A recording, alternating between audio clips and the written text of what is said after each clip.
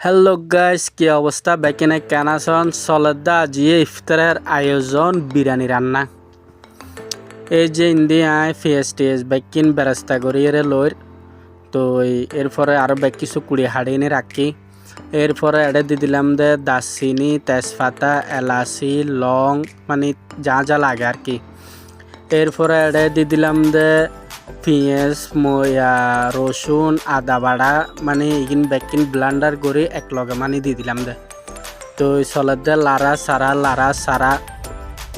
এরপরে ইগিন যাতে হসি আছে এরপরে এডে দিয়ে দিলাম দে গরুর গোস্তর মধ্যে এড়াই কি মশলা ইউজ করছি নিজের হাতের বানাইনে সিক্রেট মশলা ইউজ করছি। সেম ওরস বিরিয়ানির উগ্র কালার আইব। এই যে সন এরপরে বিরিয়ানি রান্না হয়ে গই বিরিয়ানি রান্নার মধ্যে সন সেই উগ্র মানে ফ্লেভার, সেই উগ্র স্মেল আসলে প্রবাস জীবনের মধ্যে নিজের হাতে মানে রান্না করি নি হন। তো এরপরে ইন্দি মনে করেন রান্না বান্না শেষে বেগ কিছু যাতে রেডি। এরপরে ইফতার করতে বই গেলাম, অবশ্যই বেশি হতার হইতে না পারলাম।